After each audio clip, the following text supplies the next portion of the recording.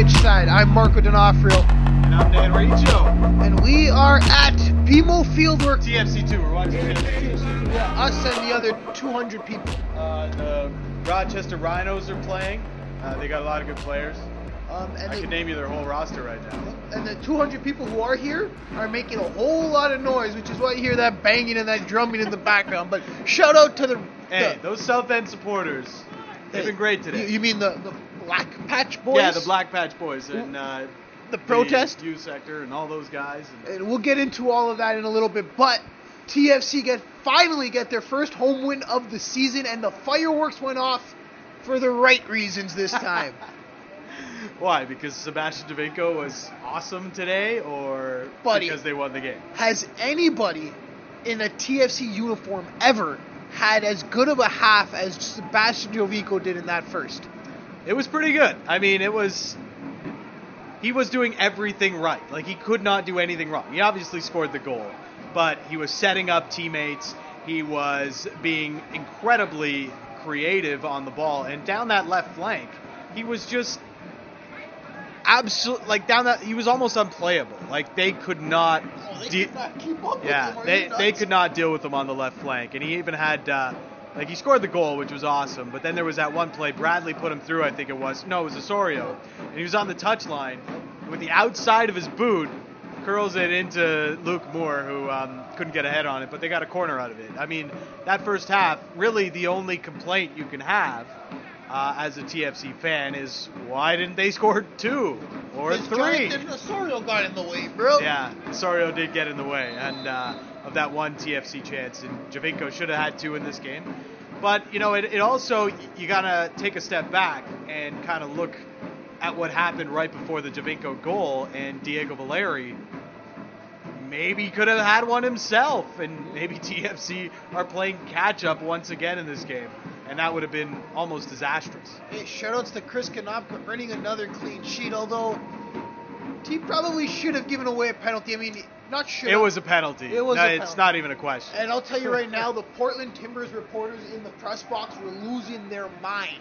And you know what? Probably rightfully so. There was an earlier situation where Zavaleta probably also gave away a PK that was not called, but calls are actually going TFC's way for once. Yeah, I mean, I guess TFC, they've seen enough calls go the other way, wrongly called, and now this is, there's 2 that I can think of this year, and it's this one, and it's the goal in Orlando, right, where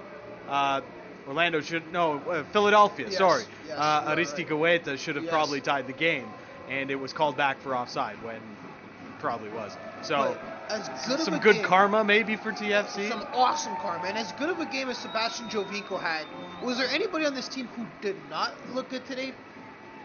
That's a good question. I mean, I guess there was moments. Morgan got beat a couple of times in the left wing back role, but there wasn't a whole lot that I didn't like about the game overall. Osorio had good moments. Zavaleta and Perquis, they had good moments as well. And we didn't know what we were going to get really from Zavaleta. We saw him in the Montreal game. We've seen him in spurts, I guess, this year.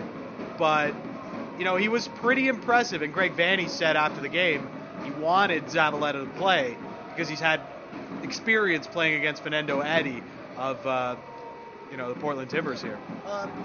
TFC came out, and unlike in the first game of the season, or the first home game of the season, they came out and really took the game to their opponents. Sure, it helps when Sebastian Giovinco scores a brilliant goal right off the bat, but this was a team that came to play. However, on the downside of that second half, there were some nervous times, especially the last 15, 20 minutes of that game.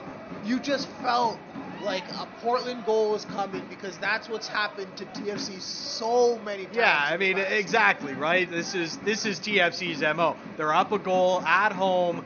They probably had a couple of chances to increase their lead, and they never do it. And then they end up giving an equalizer up, maybe throwing the game away in injury time.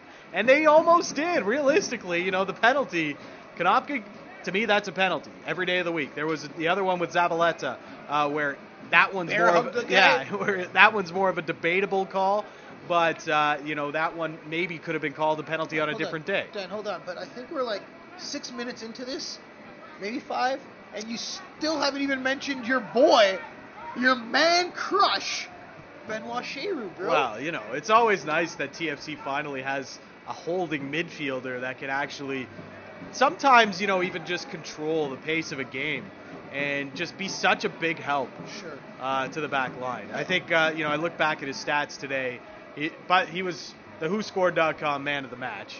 So when he's the WhoScored.com man of the match, you know, they're pretty good. You know, they get their stats pretty well done.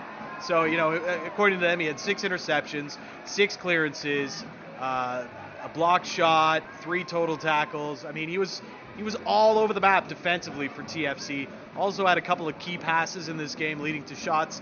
I mean, he had the one play where I think it was Gaston Fernandez, I think his name is, and he just I think he broke his ankle. Made him look stupid. Yeah. And the funny thing is, earlier in the season, there were actually people doubting whether Benoit Cheyrou was the right guy to be playing alongside Michael Bradley. Those doubts are clearly out of the way. Well, he's not necessarily playing right alongside Michael Bradley. You know, I guess people thought TFC was going to go with a 4-2-3-1. Clearly, that's not the case. They're really settling in with this 4-3-1-2 or 4-4-2 diamond, whatever you want to call it. But this has obviously been the best look that TFC has had this year. And Benoit Cheyrou, he's really settled things down at the bottom of that diamond and really just not only helping out the defense, but he allows Michael Bradley to do what he's been doing so well these last few games. And that is, you know, you don't see Bradley kind of get stuck in two minds, like, should I be defending? Should I be attacking? What exactly is my role? I think you see now that they have defined roles. Warner and Osorio both playing very well, and Craval even in the second half when he came on for Warner, who has a bit of a tight hamstring. He looked really good too. So coulda, shoulda, woulda scored a goal as well. Make no mistake about it, Warner looked like he was Brazilian in that first half. Yeah. And he looked fantastic. Unfortunately, you're right, he did come off at halftime with a little bit of tightness. But Craval came in and looked pretty impressive as well. Probably should have had a goal. But regardless, this team came out with the result, and I think that's the important thing. 1-0, yeah. The result is all that matters. They got the clean sheet. You know, they had some nervy moments, but hey. And they were without win is a win is a win. They were without one of their star strikers in Josie Altidore. Did they miss a beat with Luke Moore up top instead? I don't know if they missed a beat. I mean, Luke Moore, obviously, he did some things well. I thought he held up the ball well. He brought in Giovinco. He brought in Bradley into the play pretty well. He's just, you know, he misplaced a lot of passes in this game. And there was some turnovers in the midfield that maybe Portland should have done more with, and they came from Luke Moore. So there was some bad moments, but he had a really good game. And I think he knew his role. Again, like that's what we keep talking about with TFC, knowing their roles. And what he did was he made sure he was playing second fiddle to Giovinco and Bradley, and that's what he needed to do. And one guy who never gets enough credit but always plays well, and a true unsung hero on this team, Nick Hagler. Justin Morrrow. His wheels. I knew you were going there. Of course you did, man, because honestly, up and down that pitch, the man is probably the fastest player on this team. Two, we'll get into our interview right now, but it's funny because he wasn't tired running up and down the pitch, but he almost pulled a muscle trying to tie his shoelace today. But we're going to get into our exclusive interview with Justin Morrrow. We talk a little bit about his musical tastes and what it's like playing for TFC. Did you guys get confidence when your coach comes out rocking such a fresh suit? Yeah, his pregame speeches are a little bit more amped up like that. I love it. Impressive performance, though. Kept a clean sheet. How important was it to get a result at home in front of your home fans? Yeah, it felt amazing to get our first win here of the season. The fan support has been incredible. The stadium, so nice to play in. So it felt really good today. We've seen you doing a whole lot of running up and down the pitch. How's your body holding up? Doing all right. I'm looking forward to playing against ManCity on Wednesday. Got exciting games, some exciting players to play against, so it should be fun. Who's your favorite player to watch on Sunday? Aguero. But obviously, I love the outside backs as well. I mean, Zabaleta, Clichy are two very good outside backs. I like watching them. Lil Wayne on the speakers post game. Who's choosing who's got the iPods? Warren Craval had the tunes today. If nice selection. If you were choosing the tunes, what would we be hearing right now? Probably some Outkast. Classic. Stankonia? Yeah. I like that.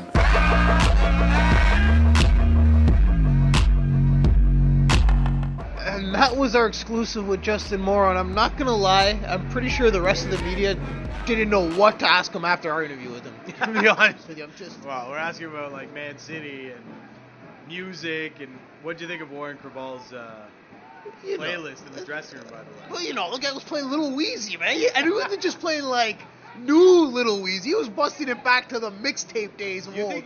Like looking back at the Hagelin interview that you did, and the music that he listened to, like the folk stuff. Like, do you think they ever let Nick Hagelin run the music you get in the dressing room? some Bob Dylan going on there. I'm not complaining. I'd love to see it happen. Bluegrass. He's probably big into bluegrass. Maybe if he scores a winner. I'm surprised they let Warren Crevaldo. I mean, what has he done or earned the rights to play the music He today? almost scored a goal today. But he didn't. I don't know. Maybe they just rotate. Maybe it was Sebastian Giovinco's turn. Papa Italiano. But not only did Justin Morrrow look good today, his counterpart on the opposite side of the field, Ashton Morgan, was honored before the game. I believe today was probably his 103rd cap. I mean, he was honored for his 100th cap with TFC. I'm not sure quite what today's was. He's almost to as many coaches as this team has had. Oh, I'm pretty sure he has been. Yeah. But he also looked fairly well today. He looked fairly impressive today. Looked good up. How important has he been to this team this year, especially with Mark Bloom out injured? Yeah, just like the most pleasant surprise they could actually have had. I mean, under Ryan Nelson, Ashton Morgan was an afterthought. Frozen under the squad. Yeah, it was almost like he didn't even exist. Kind of like it feels like with Jordan Hamilton right now. We're wondering when Jay Hams is going to get his playing time. Still hasn't gotten it. By the way, he might be the first player in history to be on the bench for the first team, and apparently he's also on the bench right now for TFC 2. It was like a 20-minute loan deal. So Doubleheader. Doubleheader. I was wondering why we didn't see him in the dressing room after the game. But yeah, so back to Morgan, though. I think he's become the most pleasant surprise this team could have hoped for this season. But now, like me, the way I think, I'm looking ahead to the Gold Cup, and I'm like, oh my God, another player that TFC is going to miss really badly. Just hope Klinsmann doesn't call up Justin Morrrow, because if that were to happen, I don't know how far Morrow is down the depth chart, but you know what? Shea, he does, they got some but he doesn't get the respect he deserves. Truth be told, Justin Morrrow might be one of the best fullbacks in the league right now. And he doesn't get that credit. And maybe it's his character. He's a quiet guy, as you just saw. But he's not flashy. He does his job, and he knows exactly what he's doing. You can see he's not maybe the most comfortable being on the right, but he's still doing his job very, very well. He's not getting beat that often, and you can tell he's a little bit uncomfortable putting crosses in with his right foot. Other than that, how can you really blame the guy? He's not playing in his position, his regular position. Before we get head to the ManCity game, let's talk about the protest today that was taking place. The black shirt protest. Still there, and they're still going. But the thing is, this place really did sound like a mausoleum the first 23 minutes. Before the Danny Dichio chants happened and the fans actually got back into it. When the Red Patch Boys, or today we're going to call them the Black Patch Boys, are quiet, this place is just silent. The whole South stands. The whole South stands, you're right. But the entire South stands and the entire supporter sections, when they are quiet, you can hear a pin drop in the stadium. Yeah, it's like they were protesting against cheering until the 24th minute when they started singing the Danny Dichio song. Obviously, Giovinco brought everybody out of their seats with his goal. But even after the goal, it got very, very quiet. And I think, the rest of BMO Field, for whatever reason, they kind of take the South End's lead, when they're loud, when they're... It's kind of hard not to take their lead with those flags and that drum that you can still hear right now, 3.5 hours after TFC kicked off, and those fans, those 200 supporters, good for them, out making there their with noise. TFC too, and they're unbelievable, and TFC can never doubt their fans, and you know what? Like, they have every right in the world to be upset. There's no reason not to be upset. It is one of the most frustrating and I don't even know how to put words to it, how Larry Tannenbaum and George Cope have gone on and they're going to move the Argos into BMO. I know it was part of the contract to get the stadium renovations done and all that, but at the same time, this was built to be a soccer-specific stadium, and now it's not going to be that anymore. And I don't know what's going to happen with the turf. I know how much Tim Lewicki has talked about the money they've put in, but being at that Argos news conference last Wednesday, it was just to me, if I'm a huge TFC supporter and I'm worried about the pitch and what it's going to be like, how much it's going to affect soccer in this stadium, I'm upset with the fact that Tim Leiweke is still the only one trying to talk about his vision and what he sees for BMO Field and how it's going to be protected. Because Larry T, George Cope, those guys, they own the Argos now, and they also own TFC. And trying to get any words out of them about the state of BMO Field and how they will carry on Tim Leiweke's vision of keeping this stadium in shape and keeping this field in shape, it wasn't satisfactory to me. Sorry, are you saying that there's a possibility that red wall might be blue next year? I don't know about that. I don't know how much. Like they say, there's not going to be any Argo stuff in the stadium. That very well may be true. I don't think TFC fans should really care about that. Whatever. The main thing should be how the field is affected and how that may affect their team playing on any given Saturday or Sunday. And the national team, because chances are the national team will not be able to play the World Cup qualifiers that they had hoped to, at least in the later months of the year next year. But that's another thing. Like, what happens if the Grey Cup is here and TFC is making a deep playoff run? I mean, there's going to be a lot of interesting... Doubleheader, bro. Grey Cup, MLS Cup right after. Why not? There's going to be a lot of interesting things that come out of this. There's... I don't know. It's... I want to believe in MLSE, but it's just like... It's like, why? Why believe in them? It's not like Larry Tannenbaum. Like, Larry Tannenbaum did this to the Argos 10 years ago, when he was supposed to build a help build a stadium for the Argos and for a soccer team to play soccer and football at varsity or York University, and it never happened. Larry T just changed his mind, and he ended up building this. And let's not forget that the two guys talking the most at that press conference that you were at, Joe Penichetti and Tim Leiweke, are both on their way out. Yeah. So if the things don't go as planned and that field is a disaster, there's nobody to hold accountable, right? But there's nobody to hold accountable ever at MLSE, I mean, those guys, Larry T and whoever on the MLSE board, I mean, it's not going to matter to them. You're not going to be able to speak to them. You're not going to, they don't care. They know people are still going to come. And, I guess what you can hope for is that, and I think this is part of it too. This is probably more blown over than it actually will be. I don't think the field will be in great shape. I know it's going to suffer from having the Argos here. I don't think there's any way around it, especially if the weather's bad. But I think maybe it's being overblown a bit. But rightfully so, again, for all those reasons I already mentioned. But you know who does care? Manchester City. They will be here on Wednesday. And fans, let me tell you right now. Tell me how many Manchester City youth players you can name. I know there's one guy named Pozzo. Do they have a youth academy, man? I thought they just bought other teams' youth academies. They got Diedrich Boyata, right? I think I know him. I'm completely clueless right now.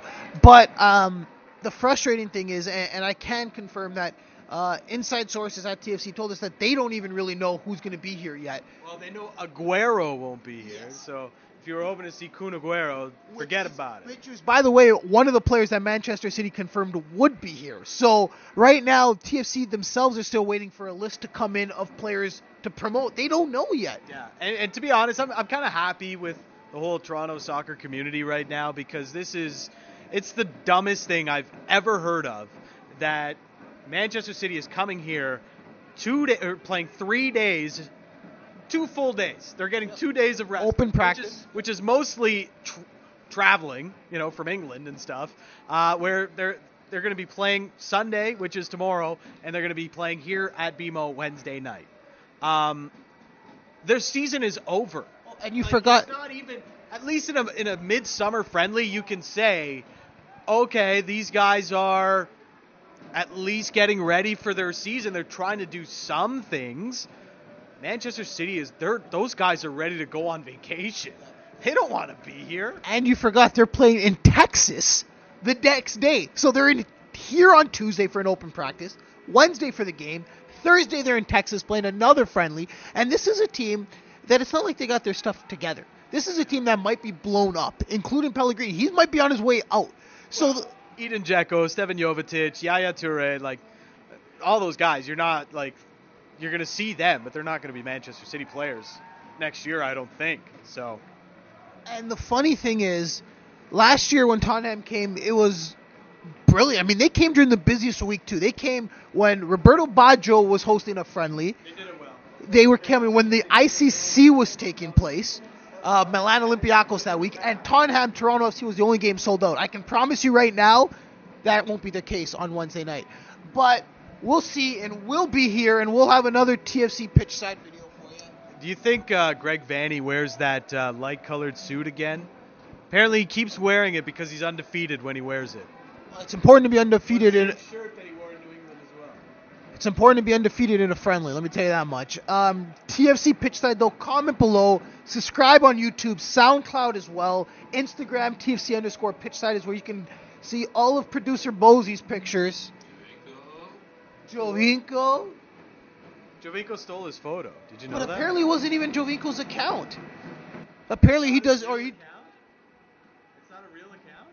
That's what I've been told. Wow, that's something, some information that we didn't know before. So a Giovinco creeper is creeping on Bosey as well. But that'll wrap up this edition of TFC Pitchside. Like I said, we will be back here on Wednesday night at the ManCity TFC game. And we might be the only ones here at this Yeah, we might be the only ones. At DanRicho590, at Kubani7, TFC Pitchside. Subscribe to the videos. Peace.